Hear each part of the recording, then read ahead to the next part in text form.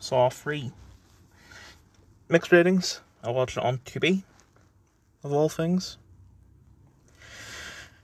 Directed by Darren Bozeman, starring Shawnee Smith, Tobin Bell, Angus McFadden, and Betsy Russell, Dina Meyer, Freddie G, somewhat, Donnie Wahlberg, Costas Mandalore, Lee Winnell. Greg Hoffman produced this and died before it came out, so no, he did not star in this.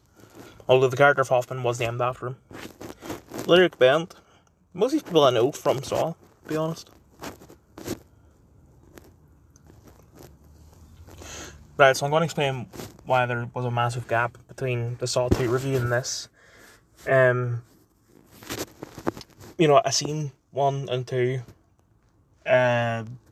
long time ago. I think it was actually when I was unemployed. That's how long it's been.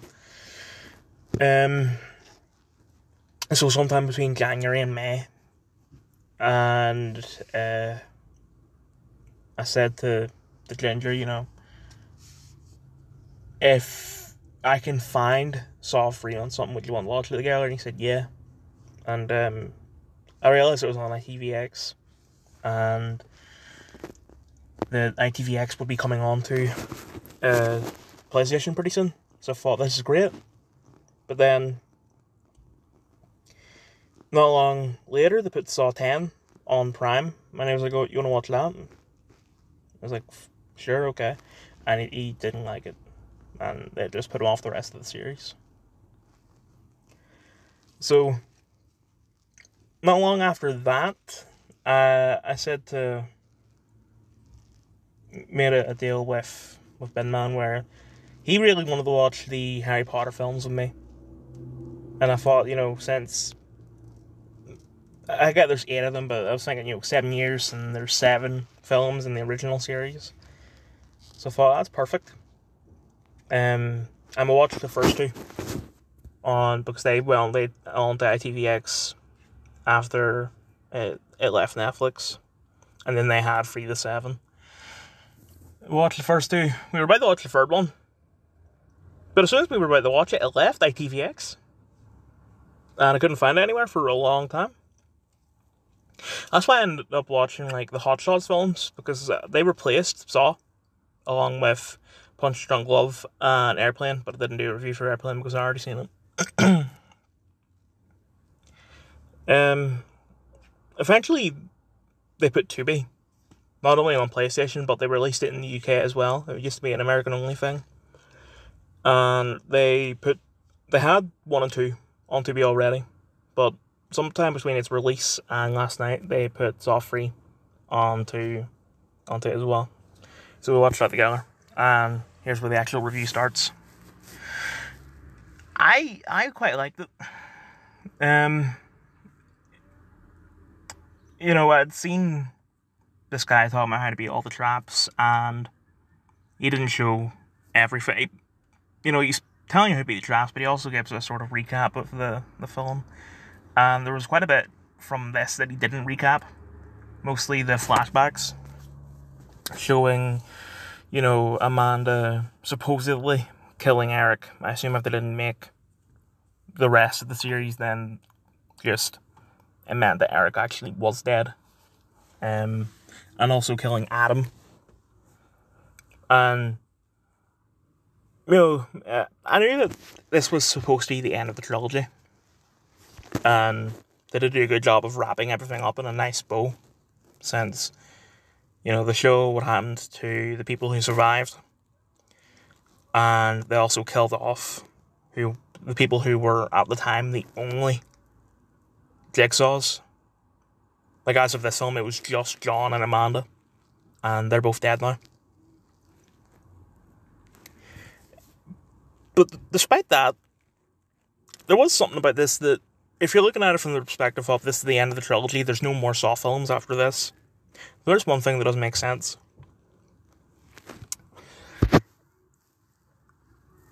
John says to Amanda that there's a letter for her in another room. She goes off and reads it, and she becomes very, very upset. And she kills Lynn. And it makes it seem like it's because of the letter that she kills Lynn, but they never reveal what's in that letter. So, and they don't reveal that until Saw 6, I think. So, if this is supposed to be the end, I don't get why they did that unless, that's supposed to be something like, we'll put Hoffman here and we'll give him a wee line. And you'll think, oh, he's just a prick. But then we'll reveal in the next one, which I'm Leigh Whannell, I'm not going to write this. But we'll reveal that Hoffman is another accomplice, and then he wrote that letter and just really wanted the off Amanda.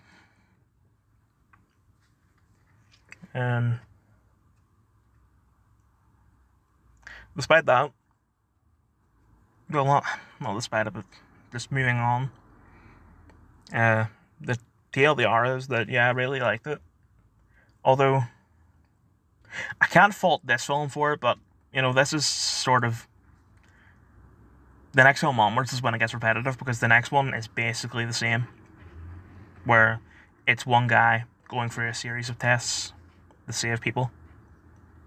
And 6 and 7 are the same.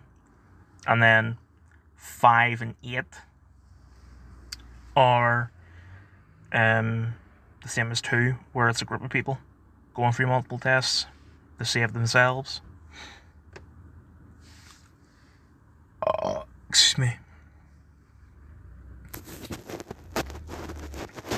Also, another thing I want to mention, the director's cut ending, which it wasn't the director's cut on Tubi, but I did watch the ending of that cut on YouTube because I knew what happened in it, but I'd never seen it before and I wanted to see it. Jesus Christ, it's fucked up. Yeah, so it's really fucked up in terms of the gore, but it's never been fucked up like...